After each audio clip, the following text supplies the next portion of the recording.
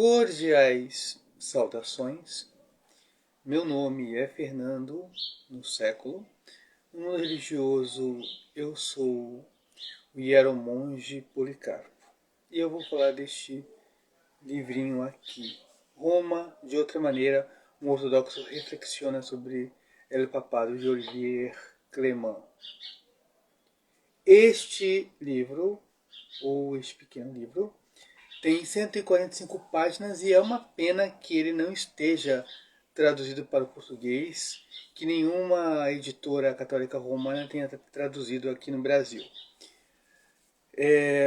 A editora que verteu para o espanhol é a editora espanhola Ediciones Cristianidad.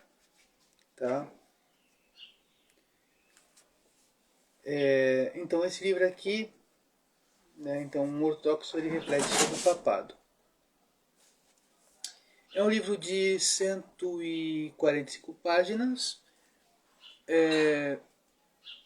relativamente fácil de ser lido, contém muitas informações históricas e a perspectiva do autor, uma perspectiva ecumênica. Tá? Eu li esse livro em 5 horas, né, sem parar. Bom, então o Olivier Clément, nessas páginas, ele vai falar do conceito de igreja, né, o que é a igreja, né, qual é o conceito de igreja para a igreja ortodoxa.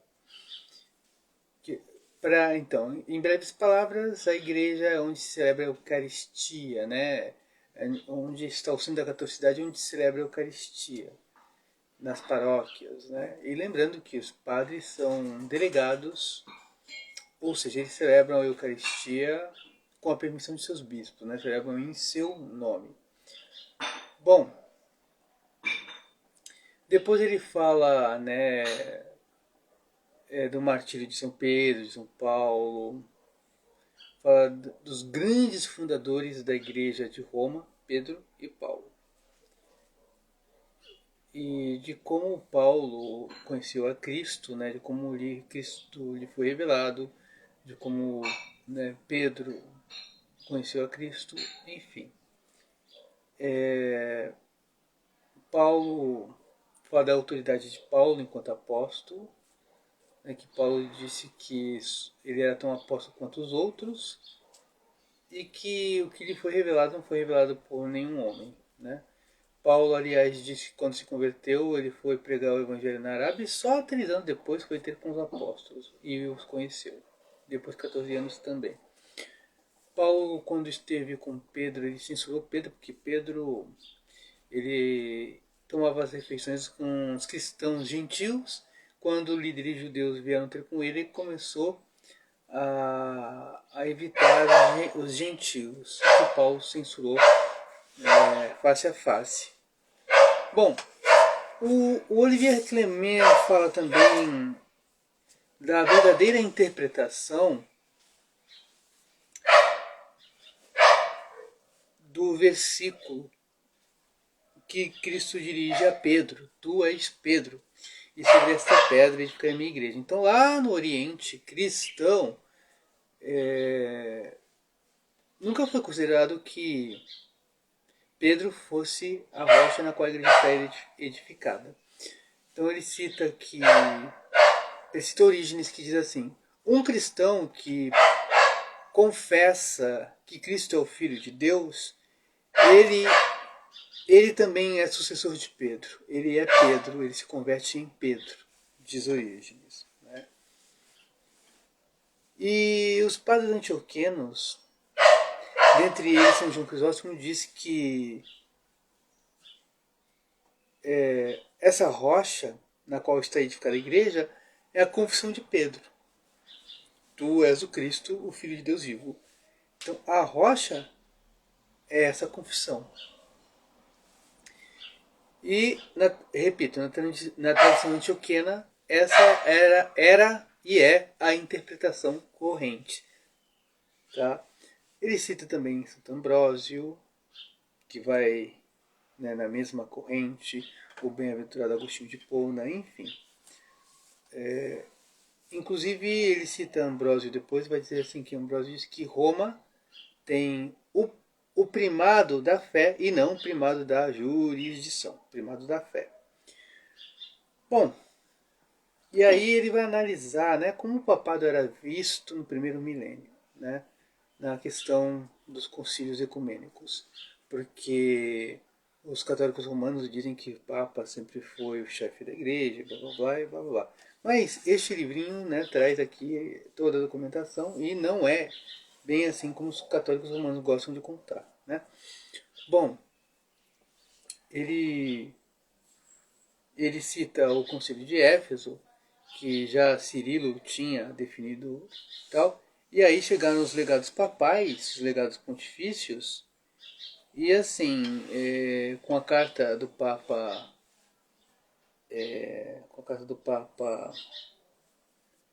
Celestino, e assim, os ortodoxos viram a carta do Papa condenando Nestório não dando autoridade ao concílio, porque o concílio já estava feito, já estava solucionado, já tinha definido e o concílio não voltaria atrás.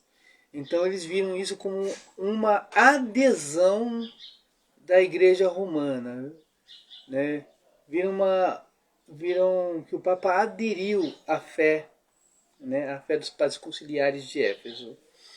Então era assim que foi visto. E aliás o Papa Celestino falou que o concílio é onde o Espírito Santo se manifesta, fala da colegialidade, enfim.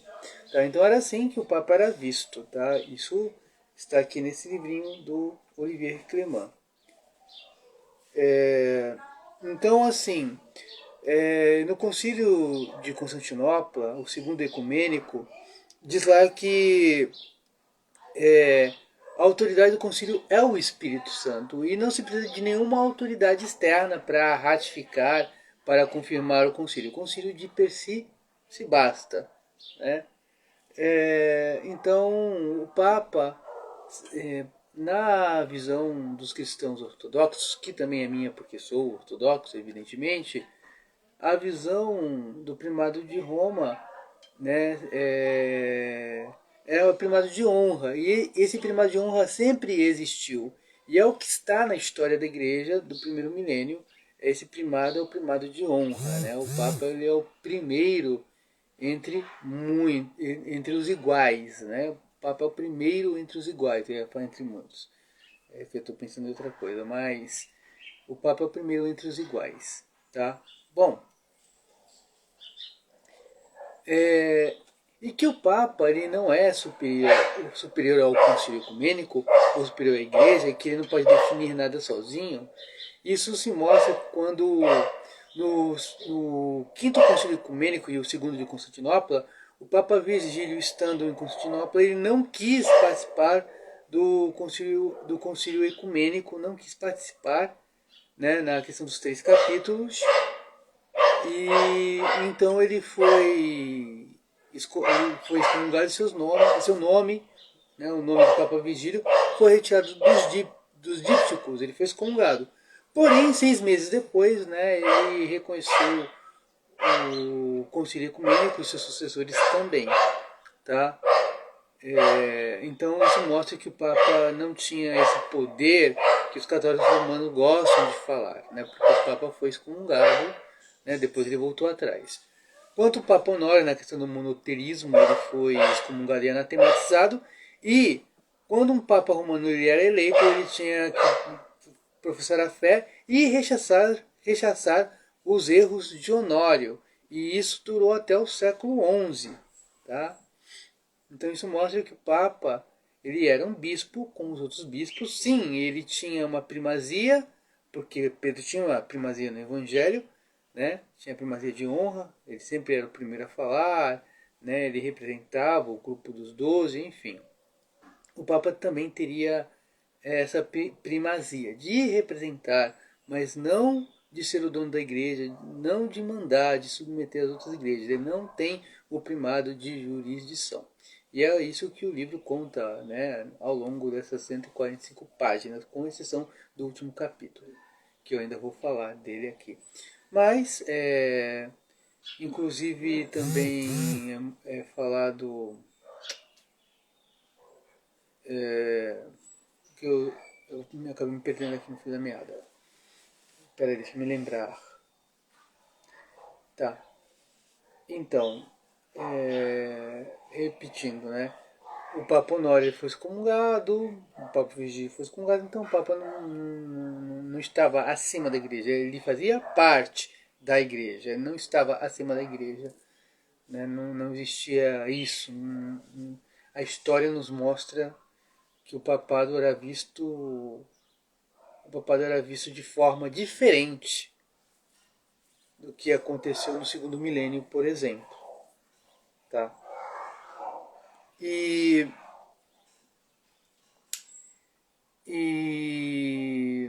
no concílio de Nicéia, o segundo de Nicéia e o sétimo ecumênico, Tarazi vai dizer que o chefe da igreja, né, quem preside os concílios é o próprio Cristo, né? É o próprio Cristo, por isso que o Evangelho está no centro da Assembleia, porque é Cristo quem preside os concílios. Então que isso mostra que o Papa ele tinha uma preeminência de honra e não uma preeminência de como chefe da igreja, não uma preeminência de que ele fosse o senhor sobre os outros bispos. Isso nunca existiu durante a história do primeiro milênio. Tá? Nunca existiu. Isso vai acontecer ao longo do segundo milênio, depois que a Igreja Romana se aparta, né? Depois que ela se aparta da Igreja Ortodoxa. Bom, então esse livro ele é um livro muito bom porque traz esses documentos, né?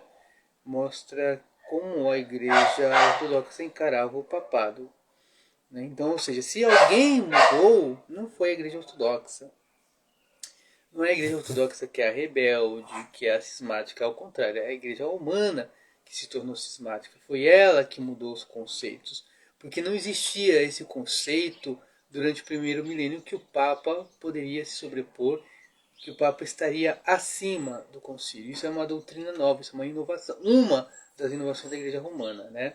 E a confusão toda começou já na época de São Fócio, que o Papa queria se intrometer, ir além das suas competências, né, e tal, e aí Fócio teve que denunciar a questão do filioque, né, que é o falso dogma latino, enfim. E ainda teve um oitavo concílio ecumênico, né, que Roma ainda chegou a subscrever o credo niceno sem o filioque. Para quem sabe o que é o filioque, é uma partícula que a Igreja Romana acrescentou no credo niceno constantinopolitano, procede do Pai e do Filho, né? Que é já que no Concílio de Constantinopla foi definido que o Espírito Santo procede do Pai. No ano de 381, os 150 padres de Constantinopla definiram isso, né? Depois Roma, sem passar por um concílio, sem convocar a igreja, acrescentou a seu talante, a seu bel prazer, a partícula filioque, que é uma expressão latina que significa e procede do filho, né? E do filho. Bom, enfim, no século XI já a igreja romana se aparta, né? O Papa Gregório VII escreve Dictatus Papae, onde ele diz que pode excomungar o imperador, depor o imperador, ele pode excomungar bispos sozinho, ele pode transferir bispos, depor e tal. Que é o documento Dictatus Papae do Gregório VII. Então ele acaba, né, mudando e dando superpoderes ao Papa. Isso continua num crescente até chegar no Papa Inocêncio III, no século XIII, e ele, Papa Inocêncio III, afirma que não é o vigário de Pedro, né? Não é o substituto de Pedro, ele é o vigário do Filho de Deus, ele é o substituto do Filho de Deus. Isso foi ensinado pelo Papa Inocêncio III, né? Que é uma blasfêmia dizer isso. Bom, Depois também tinha o Bonifácio VIII, que também tinha pretensões, né, de ser o senhor do mundo. Enfim, o papado, essa nova doutrina do papado foi se desenvolvendo até chegar no seu limite máximo, que é a infalibilidade papal, que diz que o Papa pode prescindir, pode abrir mão do concílio ecumênico, ele mesmo sozinho pode definir as verdades de fé. Que, no caso, quem definiu essa doutrina como dogma foi o concílio, aspas, ecumênico do Vaticano I. E é engraçado, né, que tem uma ironia do Olivier Clément, que ele diz que é engraçado, né, que o Papa, que diz que não precisa do concílio ecumênico, que ele sozinho é infalível, ele precisa do concílio ecumênico para dizer que ele é infalível, né? Então é uma coisa bem contraditória. Como é que o infalível precisa, ele precisa que o concílio ecumênico ratifique que ele é infalível, né? É uma contradição. Que aliás eu já tinha percebido bem antes de ler esse livro nas minhas reflexões e meditações, que também não vem ao caso, já que eu estou para falar do livro aqui. Bom, e aí assim, ele depois fala do Vaticano II, que o Vaticano II basicamente destruiu tudo que havia no Vaticano I, porque o Vaticano II restabeleceu o colegiado, né? O Papa já não é o senhor dos bispos, o bispo universal, cada bispo tem sua autonomia, também os bispos são sucessores de Pedro, se guardam, né, a fé petrina, né, o carisma petrino e tal. Então a Igreja Romana se tornou colegiada como era lá no primeiro milênio. Então o Vaticano II, segundo o autor, foi uma coisa boa nesse sentido de restabelecer o colegiado. E aí ele fala dos esforços de Paulo VI, Atenágoras, fala do Bartolomeu, João Paulo II, que foi uma figura contraditória, porque ele queria, né, a comunhão com os ortodoxos, mas ao mesmo tempo também queria mandar, então não dá para entender muito bem o que João Paulo II queria. Uma hora ele se abre mais para a Igreja Ortodoxa, outra hora se fecha mais e tal. Né? Mas durante ele fala também das maldades cometidas pelos, né, católicos romanos contra os ortodoxos e tudo mais. Porém, ele cita, né, no século XI teólogos até o século XV, como Simeão de Tessalônica, que diz que a Igreja Ortodoxa sempre respeitou o primado de Pedro e de seus sucessores. Ele fala que os papas do primeiro milênio, muitos eram santos, e a Igreja os venera como santos e doutores da Igreja e santos padres, né? E a Igreja Ortodoxa lhes concede o título de santos padres, como os padres da igreja, né, Crisóstomo, Basílio, enfim. E assim, Simeão de Tessalônica diz que se um latino diz que o Papa ele tem primazia de honra, nós não negamos isso, mas ele diz que tem primado de jurisdição, isso nós negamos, né? E ele cita outros teólogos e tudo mais, né? Enfim. E só ratificando o que eu já disse, né? O Papa não tinha esse poder total. Então, o bom é a documentação que ele traz, por exemplo, do Papa Vigílio, que se negou a assistir ao segundo Concílio de Constantinopla, o quinto ecumênico, né? A questão dos 3 capítulos. E aí ele foi excomungado, mas depois ele voltou atrás, o Papa Vigílio. Quanto ao Honório, foi excomungado por causa do monoteísmo, porque ele afirmava de uma forma... Ele não teve uma postura forte para defender a ortodoxia, que Cristo tinha 2 vontades, uma humana e outra divina. Então ele acabou, né, dando vezos à heresia monotelita, que dizia que Cristo tinha uma só vontade, que é uma forma de, no final, de monofisismo, né, dizer que Cristo era só Deus, ou que ele não tinha liberdade humana. Bom, enfim, então o livro trata muito dessas questões, como eu disse, a questão da rocha, que é a igreja. A rocha é a confissão de Pedro, como ensinaram os santos padres. E os santos padres ensinaram isso, né, principalmente os padres antioquianos. E o livro, no último capítulo, ele traz uma série de reflexões né, porque tem uma esperança de ver uma união com Roma, e uma série de reflexões que os cristãos vão ter que trabalhar no século XXI sobre a origem do mal, o que é o mal, né? Questões que os não cristãos nos colocam, tem que mudar o estilo de vida, é, tentar fazer do mundo um lugar melhor, enfim, né? Então ele traz uma série de reflexões no último capítulo, né? Dizendo o que os cristãos devem fazer futuramente, né? Espalhar uma espiritualidade saudável, né? Mostrar para as pessoas que elas não precisam recorrer a meditações orientais, já que na igreja oriental sempre existiu essa meditação, que é a oração do coração, ele não fala, mas é isso, né, que é a oração do coração. Enfim, responder aos que nos interpelam sobre o mal, por que há o mal no mundo, né, e proteger a criação de Deus, né, porque a Eucaristia é ação de graça, e a ação de graça é tirada dos elementos da terra. E é isso aí, né? Quem for ler o livro, vale a pena, são 145 páginas que nos ensinam qual é o lugar do Papa, né? Ou qual deveria ser o lugar do Papa se ele tivesse unido a Igreja Ortodoxa, e qual foi o lugar do Papa durante todo o primeiro milênio. E é isso aí. Fui.